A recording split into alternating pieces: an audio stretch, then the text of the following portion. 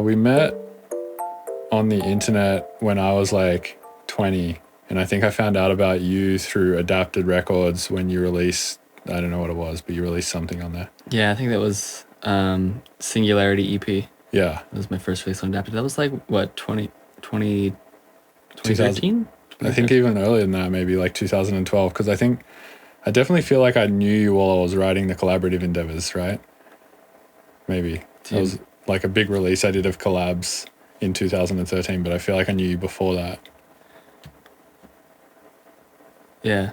Yeah. Like, too long ago for me We to met remember. on the internet, basically.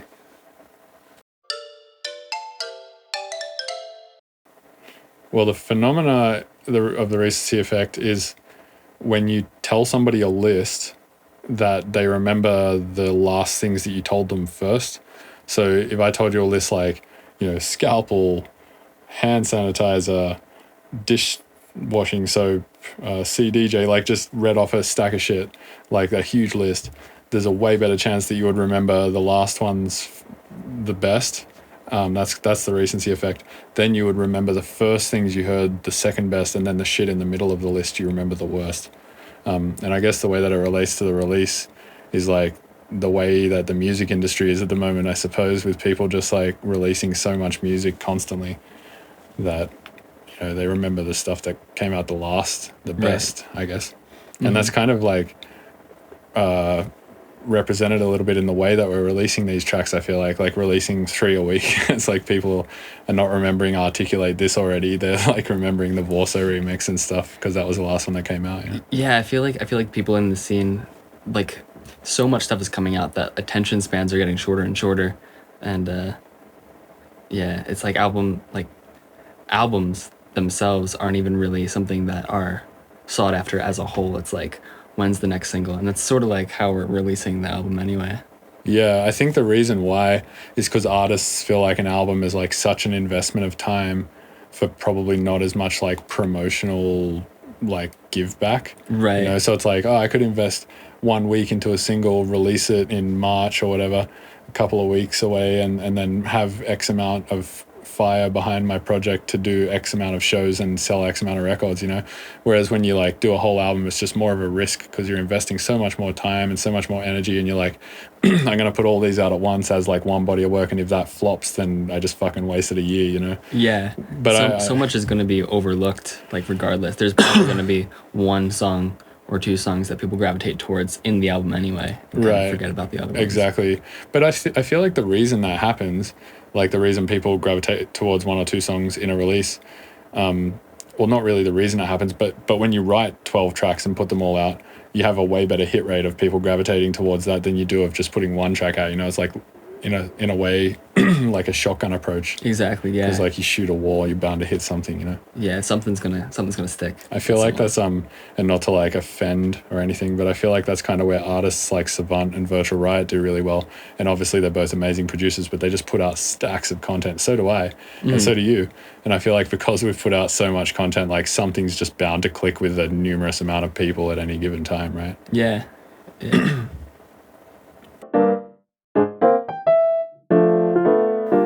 I feel like we didn't really have an intention to make an EP, right? Because you just came over and I was like, let's make some tunes, and then... Yeah, well, the original intention was... It had nothing to do with the recency effect. It was sort of like I think it was sort of like an afterthought. Yeah, it's like we had to justify some sort of, like, concept for the album or something. Yeah. Initially, you hit me up wanting to... interested in writing something that is, like, not... like something that's, I guess, like more banger, more accessible worthy than just going in experimental, and that didn't happen. Yeah, so I mean, we wrote the album out of order. So it was like first you started Interface, right? Yeah, and then I worked on that, and then we brought Encanti in, and then it was the song The Recency Effect, which was called Repeat. And then I'm pretty sure Articulate This was like the last song. I think that was probably one of the last ones that we wrote. No, I think the last song that we... It's a good question. No, I think the Schlappy VIP was the last one we did. Okay. Maybe. I'm not sure. Anyway, yeah, the intention behind the release was not set whilst we were just writing music, and then we somehow justified it into a release, I feel like. Mm-hmm. Yeah. And any external influences Mm-hmm. for the album or the EP? I guess there was like I think there's always external influences. You're always on the internet and shit, so there's always, influences coming from that direction for sure. Mm-hmm. You can't like avoid listening to at least some new piece of music every day on like Spotify or YouTube or SoundCloud. Yeah, I can't recall anything that I was listening to at the time. I mean, it was summer 2016 when we made all the songs, so Yeah. it's been a Definitely while. Tipper was an influence for the Recency Effect, because I remember I just came back from Sonic Bloom in 2016 and I was like, oh man, we should make something that sounds like Tipper, and then we Right. made that song, and it's like, Well, pretty similar. we made the sound first, yeah, that's true. The We Shadowbox remade sound. the Shadowbox sound in Razor. and that was like the start of the song. Yeah, and then we were like, we can't use that sound obviously, because It's it's it's not even like you're ripping off a Zomboy sound or something. It's like you're ripping off something way more exact, like way more unique. So it's like you're ripping him off more. So we were just like, let's base the song around that type of production, I guess.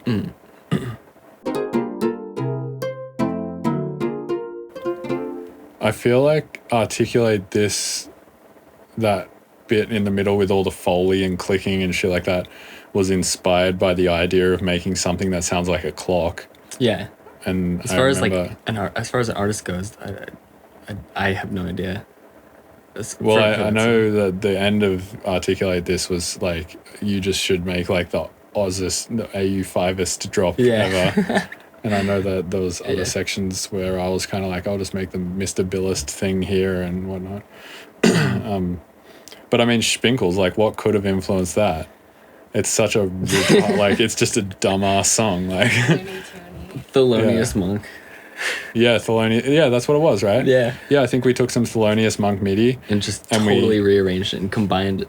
Yeah, combined them. and then I remember there was like multiple lines in the MIDI, and we took all of those multiple lines and ran them through different contact instruments and then cut between them all. Yeah. So we had like what the right hand would be playing on a piano and what the left hand would be playing on piano, and then we split them between like numerous contact instruments and rendered them all, and then like cut them up, and then muted them all, and then like unmuted only certain ones that worked well together, and that's how we got that like crazy hocketing effect. Yeah, In like the first, I guess, drop. What do you call? I don't know what you'd call that. yeah. Also, I feel like what influenced a lot of the parts was a mixture of like your crazy knowledge of synthesis and then my just like sort of weird engineering based creativity, where like you would do something with a synthesizer and I'll be like, oh, it would be crazy if we just like ran that through like 20 distortions or something, or like, Oh, yeah. or you would make like some really sick clean sounding serum, and I was like, oh, what if we just like lock that hard sync rate to like notes and like quantize them to a scale or something, Yeah. and that's how we made that Game Boy drop in Spinkles as well. The it's like that hard sync thing. Yeah, actually, yeah, that was I resampled. I made wavetables from Razor, Yeah, And then put put it them in in there. Serum. Yeah, and then used it as like that melodic bass, which is something I would have never thought to do. yeah, exactly. So I would say, in the sense of like the dynamic whilst collaborating, that was definitely a big aspect of it. I think like your like crazy knowledge of like VSTs and plugins and my just weird ideas to like do dumb stuff with that knowledge. Yeah. And also you have perfect pitch, which is crazy. And then you would be like, oh, that's whatever, and blah, blah, blah. Or I would be like, oh, so I'm doing this crazy thing. How do I make this work? And you're like, oh, just, pitch it up a couple of semitones and that would be totally in key. And then I would do it and be like, well, see, I would never have been able to make that work on my own, because it's just like, that would have been too much harmonic and complex melodic information for me to just deal with. I would have to have melodined it or do something like that. But you were like, no, you can retain the cleanliness of it and just pitch it in a certain way. And I know that would work in scale or whatever. And some of the chord change stuff that we did as well. Remember, Yeah, I was kind of like chord pushing you to be like, hey, use some of that musical information, dude. Like, let's just do a key change here or something for no reason whatsoever. Yeah.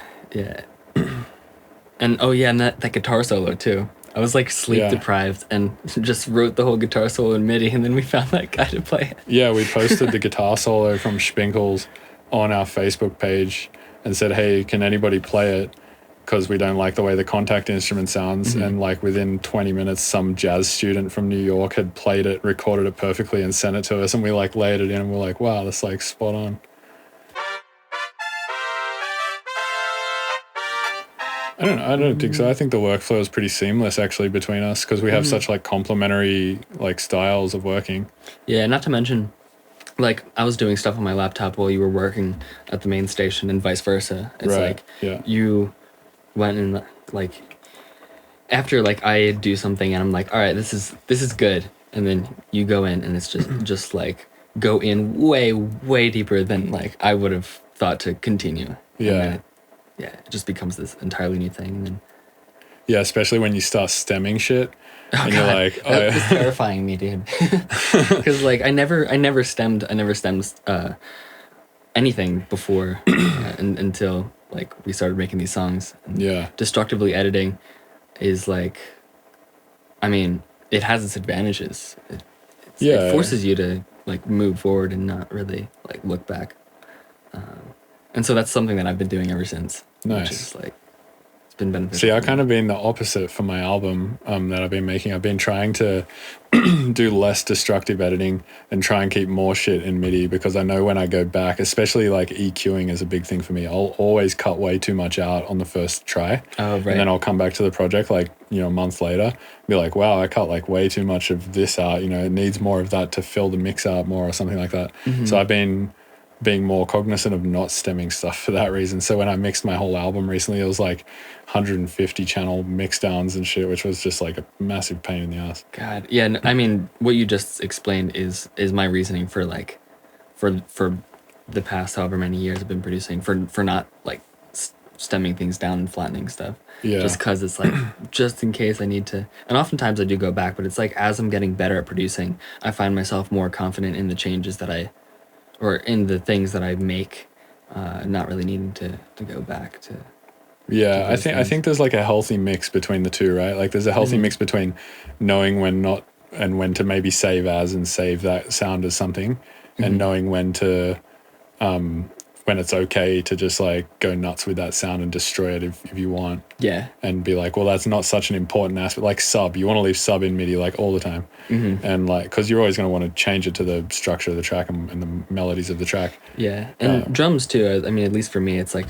But you're always sampling your drums anyway, right? Or are you doing them straight out of synths these days? I'm using a drum rack, so it's like oftentimes it's both. Sometimes I'll be like synthesizing like the snare with operator and then layering like a sample or something on top of that within just like one cell. But then it's like at the end of my process, like I stem everything out, and then I leave the drum MIDI just so I can like perfectly, fit the side chain of the drums with the instrumental and have the drums be like the same amplitude as everything else and whatnot. But that's like the only thing at the end that I keep in MIDI. So drums. Yeah, you want full control over drums for sure. Yeah. That's one thing I never bounce with like an EQ on it either. But I'll do all my drums mostly in audio and subs I'll leave in MIDI. But everything else I feel like you can go pretty crazy with it and just destroy it because most of the sounds are pretty recreatable. And most of the MIDI lines are like, apart from if it's something like Spinkles where it's just insane stuff like that, most of the MIDI lines are pretty recreatable too, especially if it's like a dubstep song where it's just one note or something. Yeah, or something that's just arpeggiated. Yeah. Yeah, so I remember like 1 or 2 days into the release, we were like, man, it would be sick if we did a vinyl. And then we started like looking into it.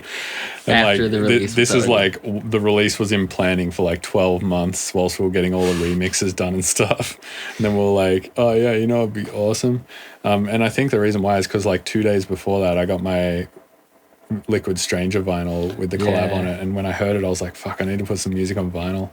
And then we found crates, and then you spent like 2 days editing the artwork and doing all the remastering all the tracks. Yeah, that was quite a workload. Actually, I'm interested. I'm personally interested, not for the sake of the interview even, but like what it is that you had to pay attention to more with the vinyl mastering? Because I remember we were like Googling and sending documents back and forth trying to figure out like what it is that vinyl mastering needs. Yeah, so what I found out is that like going over -12 RMS is like not that could be detrimental. It can cause like distortions and stuff, and also too much treble, and too much treble can cause like vinyl distortion as well. And the combination of both of those things, it's like when you have more headroom, or rather like when your song is quieter, the needle isn't moving as much, and so it can like you can have more treble, and vice versa. It's like the louder you get, you can't have as much treble without it distorting.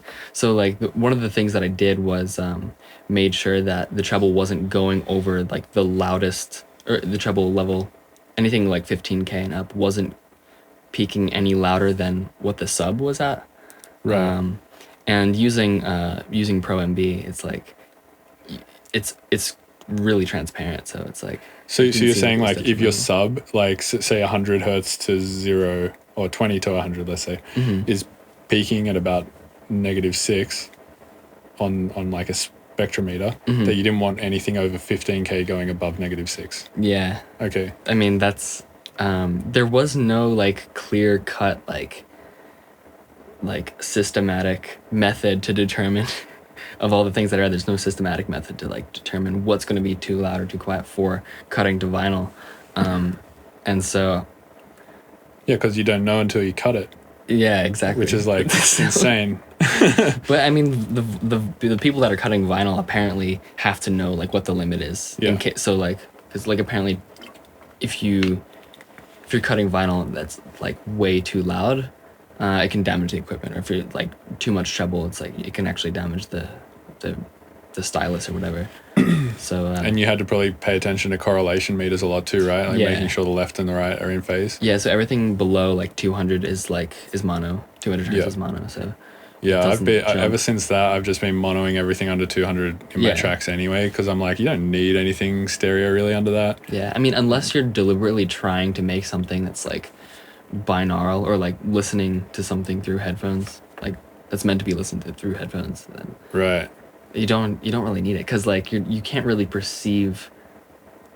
Supposedly, it's like way easier to like, as you go lower in frequency, it's much harder spatially to determine where sub is coming from. Yeah, exactly. Yeah, because So- when yeah, I think that's probably from an evolutionary perspective too, right? It's like And also, I think the just main like low subby things that we're worried about as humans. At some point, I don't even know if humans existed with dinosaurs, right? Did we? We might I have. don't know. Anyway, I don't know. I'm not going to say that I But know we for sure. existed with large, dangerous creatures. And we also existed with earthquakes for sure. Yeah, So, and like, we still are. yeah. So that's, I think, for sure, a thing that we've evolved to be scared of. And like perceptively, that shit is just coming from the planet. So you don't need to know the spatiality of it so much. Yeah, and not to mention, it's like low frequency sounds, like acoustically, they they transmit through materials anyway, way better than like high frequency sounds do. So it's like, all we need to know is that something is rumbling somewhere near us. Yeah, exactly. Yeah. Yeah. It's just in our general area. Yeah, because it's resonating everything around us anyway. Exactly. Whether it Yeah. be the ground or walls, or So, Yeah. So I think it's really cool though that if people get our vinyl, they're getting a more dynamic master. Like Oh, yeah. I actually think that's a really positive thing, because it's like when you're listening to a vinyl, you absolutely are not listening to it next to any other track unless you're DJing, right? Which I think is super cool, because the reason why people are having this issue with needing to make their tracks so much louder than everything is because they're comparing it to everything. But when you're listening to a vinyl, you physically like have to take the thing off and Yeah. put another record on and reset the needle and shit. So it's like, exactly. it's super cool that they can just listen to the whole release with these really nice dynamic masters that you did. Definitely, Which yeah. I think mean, is cool. there's so much more. There's like, I guess, what would that be like if the original masters are hitting at like -7 RMS and this is hitting at like -13 RMS? It's like, in theory, that's like double the dynamic range, wouldn't it be? Yeah, something like that? yeah, because it's 6 like decibels exponential, louder? right? Like decibels work exponentially. Yeah, logarithmically. So it's like Right. every 6 decibel reduction is like twice as quiet. So it's like, yeah, it's twice as quiet as the original, and therefore you have twice as much dynamic range. Yeah. Yeah. So yeah, and I think they sound pretty good. I think they sound better. If you compare the two and you level match them, which I did, Uh-huh. I definitely prefer the vinyl masters for sure. It's just that I wouldn't be comfortable releasing the vinyl masters because of how quiet they are. Like it would You just, mean like digitally? yeah, Yeah. because people would download them and be like, this sounds shit compared to everything else because they're not like level matching and whatnot. Yeah. Although unless it's like streamed to Spotify. that's the one exception. Yeah, Spotify, YouTube, Apple Music, they all, like, as we found out earlier with that article, they normalize or reduce everything down to -16. And as we saw before, we compared a dataless track next to an excision track on Spotify. Yeah. And the dataless track, who's like a full neoclassical IDM guy from like Warp Records and shit, was far louder than excision. Yeah. Okay.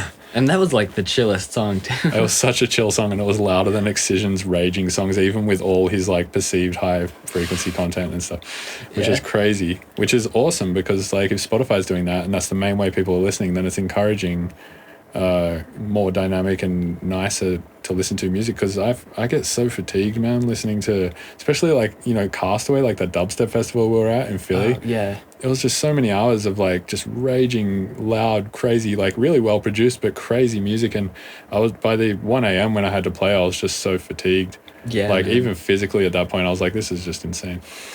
Yeah, that was exhausting, like to my ears and just to my body as well. But yeah, it's these like Apple Music and YouTube and Spotify. It's like they're killing the loudness war. So it's like forcing producers to, I mean, you can, you know, maximize, like really hard maximize your stuff, but it's not going to make it sound better than anyone else's. It's because it's not going to make it sound louder than anyone else's. Yeah, so it's like exactly. producers got to rethink how they're mastering and how they're mixing stuff too, because I feel like a lot of producers that are not trying to like get really meticulous with mixing, they just leave it to like the master chain, like the multiband compression and limiting to like make up for mix issues often. Right. I find it funny that you have this thought, but it's almost cognitively dissonant because your music is super loud and super bright. I know. I'm trying to find. I mean, I try to find the middle ground. Like, It is an insecurity though. I totally get it. I do the same thing, where I don't, like, I definitely push, even though my music is fairly quiet, like especially in comparison to yours and EDM people's. I still push my music further than I'm comfortable with every time, for sure. Yeah, me too.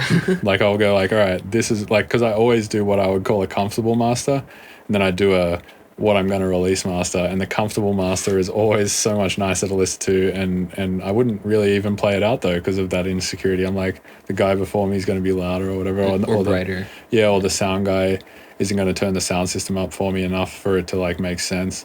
So I think if I was way bigger of an artist and I had control over more variables like that, like having my own sound guy, having my own sound systems at every show, you know, having my own production team, all of that stuff, I would be way more comfortable doing it live. But as far as like streaming and all of that stuff goes, I'm still not comfortable like releasing it. But that's what I want to do with my album, is push myself to make it quieter. Yeah, no, I mean, same here. It's like after mastering for vinyl, I never had to work within those limitations before. So it's like, why would you have to? It's like, if anything, it's like not really encouraged if you're comparing with other louder tracks.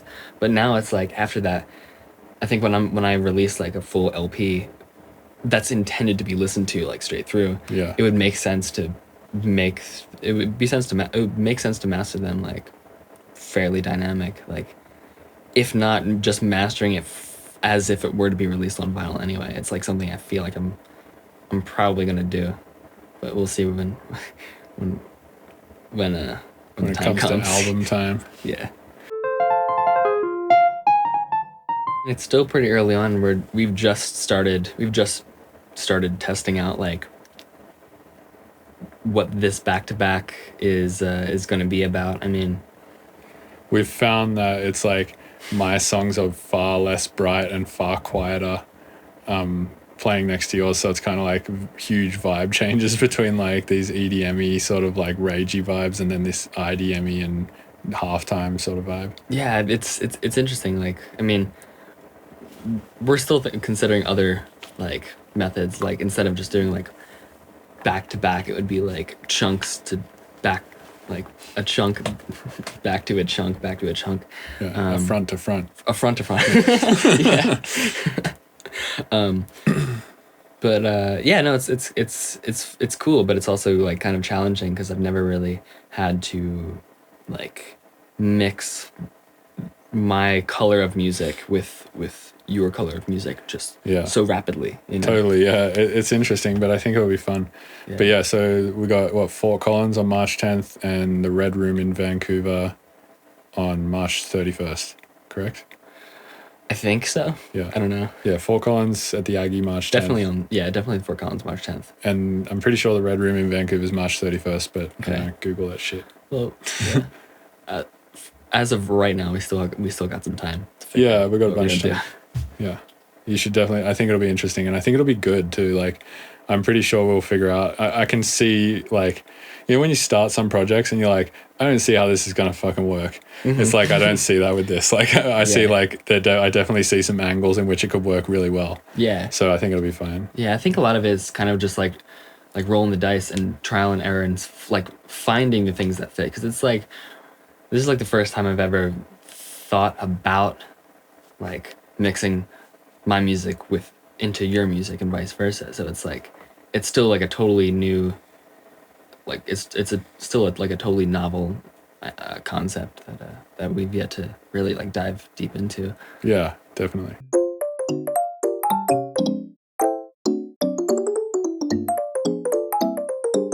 I'd be down to write more tunes for sure. I'm trying to, yeah. Yeah, I just need to finish my album and then we can write more tunes for sure. Yeah, I think we have stacks of shit like in that folder still, because the Recency Effect is only 5 finished tunes out of like at least 10 or 12 that we started. Yeah, I think 10 was like, I think 10 was like the goal. Yeah, and then we were like, originally trying for an album, and then it turned into like an EP, and then it turned into a 5-track EP with 5 remixes. Yeah.